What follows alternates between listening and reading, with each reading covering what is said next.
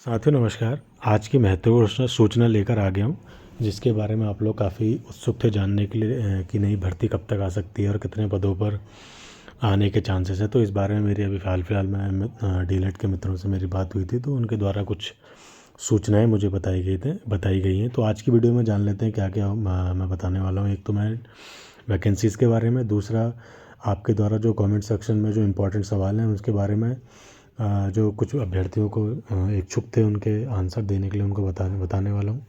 ठीक है। दूसरा, जो बीएड ब्रिज कोर्स का मामला है 17 सितंबर को जो इसकी हायरिंग है उसके बारे में देख लेते हैं। ठीक है, क्या क्या न्यूज़ है। तो आज की महत्वपूर्ण सूचना को जान लेते हैं और समझ लेते हैं कि क्या है।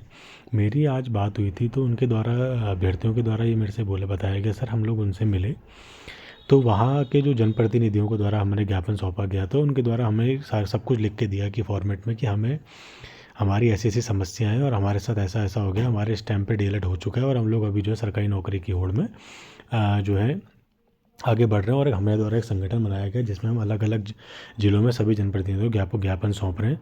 तो उनके द्वारा देहरादून में वो लोग मिल के आए हैं और उनके द्वारा ये बताया गया है कि क्या कहते हैं, उनके द्वारा एक मतलब अभ्यर्थियों के द्वारा ये कहना था क्या कि हमें अप्रैल और मई के आसपास भर्ती चाहिए कैसे भी करके, और इतने इतने पदों पर उनको वैकेंसी चाहिए थी। तो ऐसा सुनने में आया है कि उनको जो है अभी तक 600 या 650 पदों का आश्वासन मिला है।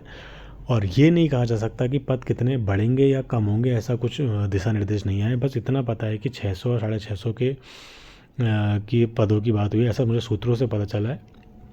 तो धीरे धीरे आप लोग क्या कर सकते हैं, अभी फ़िलहाल तो यही काम कर सकते हैं कि आपको मिलकर इस चीज़ को लेकर आगे बढ़ सकते हैं, क्योंकि आप ही लोग जो है पदों को बढ़ाने में जो है अपने दायित्व तो निभा सकते हैं। जितना होगा, महिला दल हो चाहे पुरुष दल हो, एक साथ मिलकर आप लोग जो है इसमें कवायद में एक मिलकर साथ में काम कर सकते हो। चाहे वो एनआईएस का हो, चाहे अदर स्टेट का हो, चाहे यूपी हो, यहाँ का हो, बाहर रह के डिलीट कर रहा हो, चाहे उत्तराखंड से डायरेक्ट से डिलीट करो, सब मिलकर आपको अभी क्या करना है, आप जो है सरकारी रूप से आपको एक बनना है। और आप जो है इस पदों को निकालने में जो है आपकी अहम भूमिका है। आप जितने से ज़्यादा पद निकलेंगे उतना ही आप लोगों का सिलेक्शन जो है जल्दी जल्दी होने के चांस है। क्योंकि अभी देखो, अगर वैकेंसीज अप्रैल मई में आ जाती तो कहीं ना कहीं टेट के जो है अभ्यर्थी जो है वो कम हो जाएंगे। जिनके गुणांक कम थे वो कम ही रहेंगे, जिनके ज़्यादा बन चुके हैं वो तो ठीक है, और जिनके कम थे वो ऑलरेडी कम में, जैसे इन भर्ती में जिनका कम गुणांक था अब तो चांसेस है नहीं बढ़ाने, क्योंकि टेट तो चला गया। हाँ, जिन्होंने सीटेट में बढ़ाए होंगे तो उनके लिए बहुत अच्छा ये टाइम हो जाएगा कि हाँ वो लोग जो है इसमें काफ़ी हद तक जो है आगे जाने के चांसेस उनके बढ़ सकते हैं। फिलहाल ऐसी बात हुई है मेरे कि 600 650 पदों की बात चल रही है, ऐसा सुनने में आ रहा है। ठीक है, और चांसेस है कि अप्रैल मई में आ जाए या मई जून तक आ जाए, ऐसा कुछ कहा नहीं सकता। अप्रैल में आएगी, मई जून तक भी जा सकता है। ठीक है।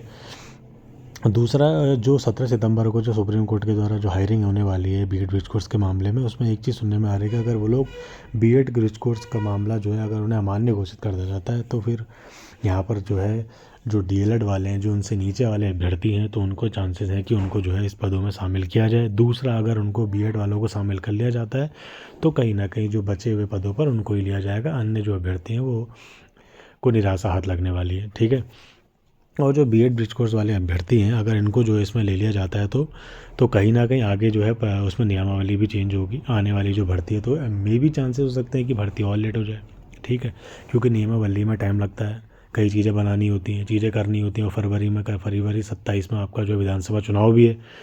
तो चांसेस हैं कि अगर इनको ले लिया जाता है तो जो है नियमावली बनने में थोड़ा टाइम लगेगा, तो चांसेस है कि भर्ती भी लेट आ सकती है। ठीक है, ये ऐसा कहा जा सकता है। दूसरा, कई अभ्यर्थियों का ऐसा कहना था कि सर हमें हमारा बता दीजिए कि हम लोग यूपी से हैं तो हम लोग क्या अप्लाई कर सकते हैं। देखिए, यूपी वाले उत्तराखंड में अप्लाई नहीं कर सकते हैं, क्योंकि यहाँ स्थानीय जो है उसकी बाध्यता है, तो इसलिए आप लोग जो है इसमें अप्लाई नहीं कर सकते। और एक अभ्यर्थी का कहना है कि सर उत्तराखंड से बिलोंग करता हूँ, डीएलएड एमपी बोर्ड से किया है, तो क्या एलिजिबल होगा। हाँ, पहले आप लोग एलिजिबल हैं। सर कोर्ट मैरिज वाला मैरिज सर्टिफिकेट वैलिड है क्या। देखिए, आप लोग ज़्यादा से ज़्यादा आप लोग यूसीसी लगाने का प्रयास कीजिए फ़िलहाल। ठीक है। अगला है कि नेक्स्ट सीटेट कब होगा। देखिए, नेक्स्ट सीटेट में भी चांसेस है कि अक्टूबर नवंबर के आसपास होने के चांस है। ठीक है। अगला है कि कई अभ्यर्थियों का कहना था कि सर बागेश्वर में जो काउंसलिंग हो रही है किस पदों की हो रही है। देखिए, बागेश्वर में जो काउंसलिंग हो रही है ये हो रही है स्पेशल डीएड वालों की, जिन्होंने स्पेशल डीएड कर रखा है उनके लिए उनकी काउंसलिंग हो रही है। ठीक है। और अगला बोला गया है कि पौड़ी का देखिए अभी कुछ ऐसा कंफर्म नहीं। हाँ, ये कहने की बात है कि उसमें अभी सीटें तो बची हैं, लेकिन अभी ये नहीं कहा जा सकता कि सीटें निकलेंगी या उसमें क्या होने वाला है। ठीक है। अलग अदर स्टेट वालों का प्रोसेस अलग होता है कि नहीं, अदर स्टेट वालों का भी सेम ही प्रोसेस रहता है। गुणांकों का कैसा कहते हैं, गुणांक को निकालने की प्रॉपर मैंने वीडियो बना रखी है। आपको क्या करना पड़ेगा, जो डीएलएड का आप लोग परसेंटेज निकालेंगे ना, उसका आप लोग 60% निकाल लीजिए। उसके बाद टेट के जो नंबर होंगे उसका परसेंट निकाल के उसका 40% निकाल के दोनों को ऐड कर लीजिए, आपका गुणांक निकल जाएगा। ठीक है, अगला क्या है,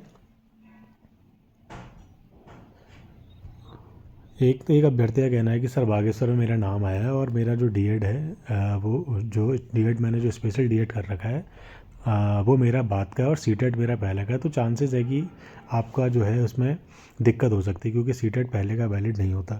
ठीक है, वो आपके कार्यकाल के दौरान का होना चाहिए जो आप लोग डीएड कर रहे हैं। सर आपका कोई व्हाट्सएप ग्रुप मेरा कोई नहीं, आप मेरा टेलीग्राम ग्रुप है, वहाँ आप जुड़ सकते हैं। अगला क्या है, यूपी डीएलएड वालों का फ़िलहाल अभी कुछ नहीं हुआ है। ठीक है, उनको होल्ड पे ही रखा हुआ है। तो ये इस प्रकार के कुछ क्वेश्चन थे जिनके बारे में मैंने आपको जानकारी दी।